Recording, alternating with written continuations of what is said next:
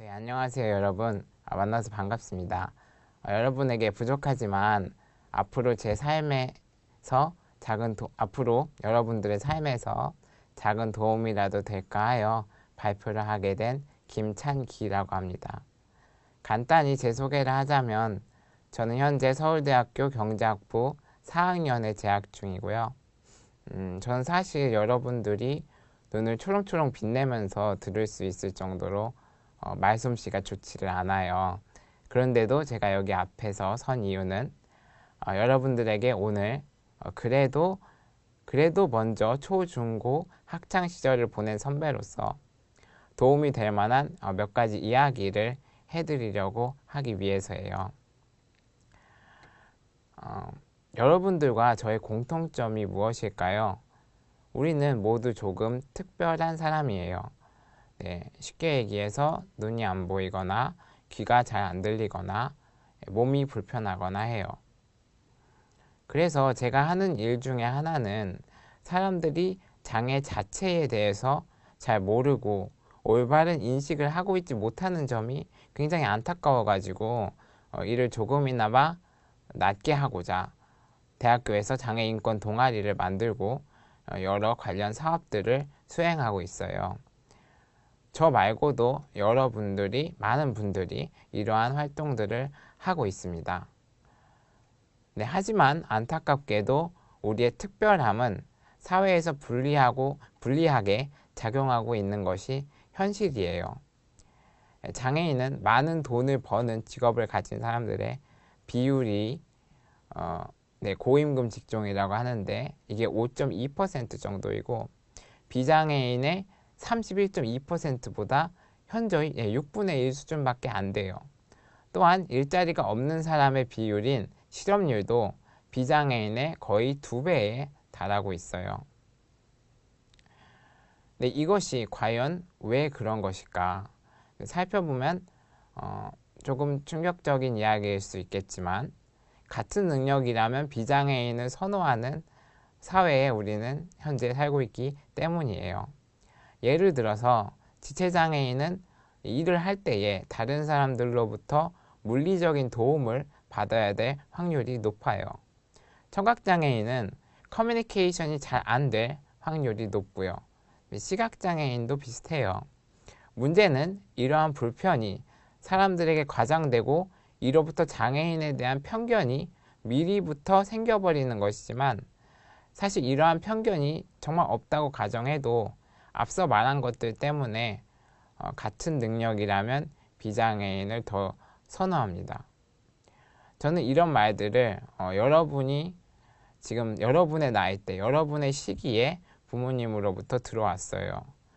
그리고 정말 충격적이었지만 이해했고 가슴에 팍 와 닿았습니다. 이러한 현실을 듣고 좌절해버릴 수도 있지만 저는 여러분이 제가 했던 것처럼 대응하기를 바라요. 같은 능력이라면 비장애인을 더 선호하는 현실을 듣고서 저는 그렇다면 장애인으로서 사회에 나가 인정받고 성공하려면 어떻게 해야 하는가에 대해서 저는 제 자신한테 질문을 던졌습니다. 바로 여러분의 시기 때 말이죠. 그래서 비장애인을 뛰어넘을 수 있는 실력을 키우는 수밖에 없다고 저는 이 질문에 대한 대답을 내렸고요. 그 방법으로 1만 시간을 블루오션, 즉 새로운 영역에 쏟기로 했어요. 물론 제가 1만 시간을 실제 쏟은 건 아니고 그렇긴 하지만 그만큼 최선을 다하면서 살았다 이런 뜻이에요.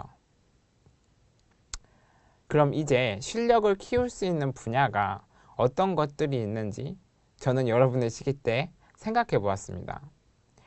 제가 이제 실력을 쏠 수 있는 분야는 여러 가지가 있어요. 제가 아니라 사람들이 실력을 쏠 수 있는 분야는 여러 분야가 있는데 스포츠, 게임, 공부, 예술 등 다양합니다.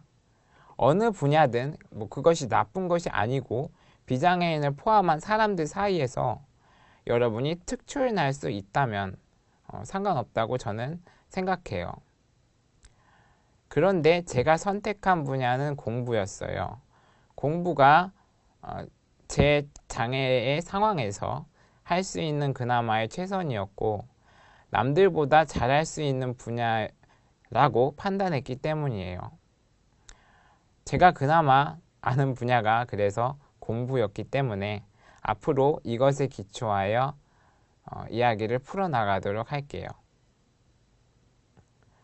공부를 시작했을 때 처음 목적은 아까 장애인으로서 사회에서 인정받고 성공하려면 어떻게 해야 하나 했던 제 자신에게 던진 질문처럼 소위 사회적으로 인정하는 성공이었어요. 구체적으로 상위 몇 프로 안에 드는 소득 수준을 갖고 좋은 직장을 가지며 잘 먹고 잘 사는 거였습니다. 저의 목적이. 그리고 여기에 착하고 이쁜 아내를 만나는 것도 포함됩니다. 현재도 어느 정도 이 목적들을 갖고 있기는 해요. 하지만 이러한 소위 개인의 성공을 위한 공부는 잘 가다가 추락하는 로켓처럼 추진력을 잃어가고 있었어요. 일종의 슬럼프가 오는 것이에요. 그래서 멈춰서 생각을 해보았어요. 그랬더니 저는 참 많은 도움을 부모님, 친구들, 선생님들로부터 받으며 자라온 사실을 느꼈어요. 그들은 혼자서 물리적으로 거의 아무것도 혼자 할 수 없는 저에게 손이 되고 발이 되어 주었어요. 제가 이렇게 도움을 많이나 받는데 제가 이런 분들에게 어떻게 은혜를 갚는가, 도움을 드리나 이렇게 생각을 하게 됐고 제가 도움을 줄 수 있는 최선의 방법이 공부라고 생각했습니다. 그래서 받은 것보다 더 큰 도움을 다른 사람들에게 줄 수는 없을까라는 질문을 다시 한번 제 자신에게 던졌어요. 이렇게 저는 공부하는 목표를 재설정하게 되었습니다. 제가 공부하는 주된 이유는 이제 개인의 성공이 아니라 다른 사람의 향상을 도와주는 긍정적 영향을 끼치는 사람이 되기 위해서가 되었어요. 크게 얘기해서는 가족, 학교, 지역사회, 국가와 나아가 인류에 기여하여 세상을 긍정적으로 변화시키자 하는 것이죠. 이것이 굉장히 뜬구름 잡는 이야기라고 생각할 수도 있어요. 하지만 세상을 긍정적인 방향으로 변화시킨 사람들이 이렇게 제가 처음 생각했던 대로 처음 개인의 성공을 위해서 공부했던 대로 자기 몸 챙기기만 생각하지는 않았을 거예요. 만약에 그랬다면은 여기 나와 계신 분들 안철수 교수는 지금 의사가 되었을 거고 빌 게이츠도 교수 정도 그리고 스티브 잡스도 그냥 애플의 존립에만 급급해하는 안정성을 추구하는 평범한 CEO가 되었을 거예요. 반기문 유엔 사무총장도 그냥 평범한 공무원이 되었을 겁니다. 세상을 긍정적인 방향으로 변화시키려는 포부를 가지지 않고 자기 몸 챙기기에만 생각했다면 말이죠. 남을 위하는 나아가 세계에 이바지하고자 하는 마음을 이분들은 항상 가슴에 품고 있었기 때문에 사회에 큰 족적을 남기고 있는 것입니다. 내가 이 세상에서 엄청나게 적응 확률을 뚫고 굉장히 귀하게 태어났는데 세상을 한번 살기 좋게 나로 인해서 변화시키고 싶은 생각이 저는 들었고 여러분도 그런 생각을 가지면 좋겠다는 바람입니다. 여기 세계지도가 있어요. 한번 감상하는 시간을 가져봅시다. 여러분은 물리적으로는 저기에서 보이지도 않는 점 같은 존재이지만 충분히 세계에 긍정적인 영향을 끼칠 수 있는 잠재력을 가지고 있습니다. 여기 대한민국에서 여러분들이 세계에 긍정적인 영향을 끼치는 선들이 보이시죠? 여러분들은 이렇게 되실 수 있습니다. 그렇게 저의 공부하는 이유를 재설정한 이후에 공부에서 남주자라는 생각을 한마디로 갖게 되었어요. 이 말은 누구를 가르치자 이런 게 아니라 공부해서 실력을 키운 다음에 그걸 다른 사람들의 향상을 위해서 쓴다는 것입니다. 그러면 실질적으로 내가 세상에 긍정적인 영향을 끼치는 사람이 되려면 어떻게 해야 될까요? 저는 여러분에게 꿈을 설계하고 그에 따른 목표를 만들라고 주문하고 싶습니다. 네, 되게 식상한 이야기죠. 그런데 진짜 이게 저는 맞는 말이라고 생각합니다. 솔직히 이것만 내 꿈을 잡고 거기에 설계를 하고 목표를 설정하는 거 이것만 확실하게 되면 나머지는 다 따라오게 되어 있습니다. 물론 아직 여러분의 시기에는 내가 어떤 길로 무슨 길로 가야 될지 모르겠고 어떤 직업이 있는지조차 잘 모르는 게 당연합니다. 그런데 여러분이 어디에 흥미가 있는지 정도는 계속 탐색을 해봐야 돼요. 예를 들어서 내가 법에 관심이 있는지, 경제에 관심이 있는지, 혹은 영어에, 혹은 수학에, 혹은 과학에 관심이 있는지 정도를 계속 탐색하는 작업을 해야 됩니다. 그러기 위해서 이제 동아리도 굉장히 좋은 수단이 될 수 있고 책을 통해서 간접적으로 경험해 볼 수도 있어요. 자, 이렇게 어디에 흥미가 있었는지 알았으면 일반적으로 우리는 대학이란 곳에서 그 자신의 흥미에 맞는 관련된 과를 들어가고 직업을 가지게 돼요. 이때에 되도록이면 여러분들의 인생 목표를, 삶의 목표를 크게 잡으세요. 네, 목표가 커야 설사 그것을 이루지 못하더라도 그 근처에 가 있는 자신을 발견하게 될 수 있습니다. 예를 들어서 일단 1차적인 단기적인 목표가 좋은 대학에 입학하는 거고 그것이 예를 들어서 서울대다 그러면 서울대에 맞는 수준의 자신의 성적을 만들기 위해서 노력을 계속 할 거예요. 그렇게 목표를 크게 잡으면은 서울대에 혹시나 못 들어가더라도 연세대나 고려대 같은 대학을 들어갈 수 있을 확률이 높아진다는 것입니다.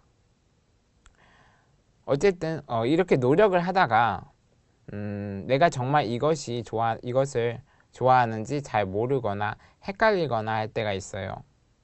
그럴 때는 여러분 주변에 많은 분들에게 조언을 구하고 판단을 하시는데 명심해야 할 것은 여러분 스스로가 주체가 되어야 한다는 거예요. 충분히 수렴하되 언제나 최종 선택은 스스로 하셔야 합니다. 그래야 후회가 남지 않고 스스로 인생을 책임지는 삶을 살 수 있어요. 내 꿈과 목표를 설정한 후에는 그것을 이루기 위해 실력을 올리는 작업을 할 텐데 이때 관련된 자질을 갖추기 위한 행동 목록을 짜고 수행합니다. 여기서 아까 다시 봤던 1만 시간을 새로운 영역에 쏟는다는 것을 다시 기억해 봅시다. 이제 제가 어떻게 했는지 알려드릴게요. 저는 IT 관련 창업 성공이 목표입니다. 그렇게 해서 IT로서 어떠한 제품이나 서비스를 만들어내서 세계에 긍정적인 영향을 끼치자가 저의 인생의 궁극적인 목표고요. 쉽게 생각하시면은 스티브 잡스가 스마트폰을 만들어서 인류의 삶을 윤택하게 했는데 저는 이러한 류의 사람이 되고 싶은 게 저의 목표입니다. 그래서 IT 창업 성공을 위한 5가지의 큰 범주의 노력을 설정했어요. 그 5가지 노력이 무엇이냐? 다양한 지식 습득, 리더십 증진, 전문 지식 습득, 인간관계를 잘 갖춰놓는 것, 그리고 블루오션, 새로운 영역을 파악하기가 그것입니다. 그리고 이것들을 달성하기 위해서 많은 활동들을 했어요. 창업가는 다양한 지식을 얻어야 회사를 운영하기가 수월합니다.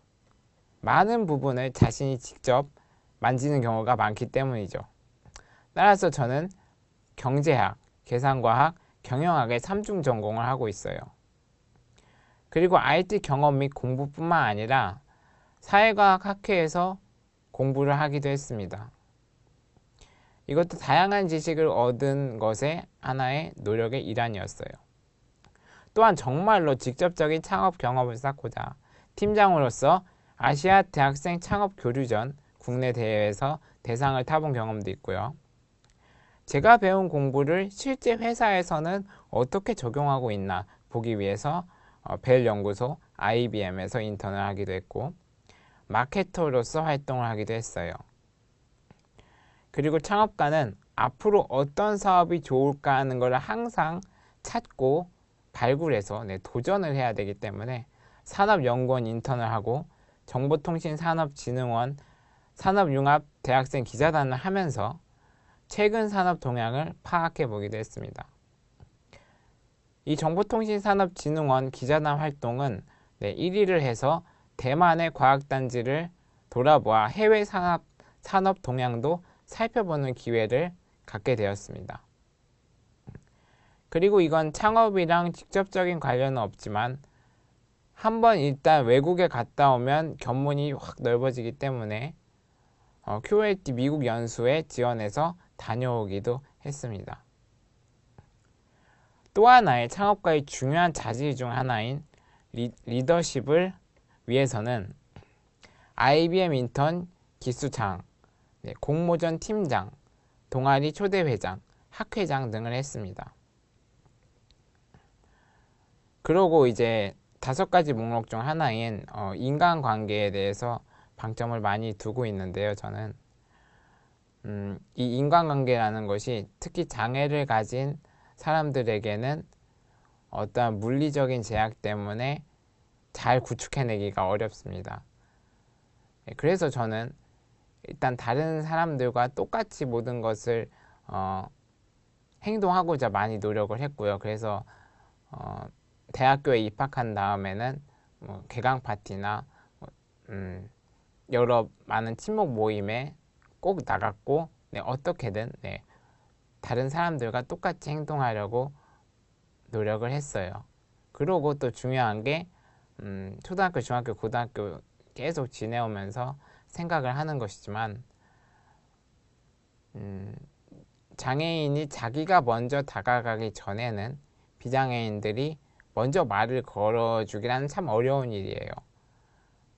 그래서 장애인이 먼저 말을 걸고 친구를 사귀는 그러한 적극적인 모습을 보여야 합니다. 이렇게 막 친구를 사귀려고 적극적으로 노력하는 행동들이 결국 저에게 어떤 인간관계를 구축하는 데 있어서 원동력이 되었고 결국에는 이러한 많은 리더십 증진을 위한 기반이 되었다고 볼 수 있습니다.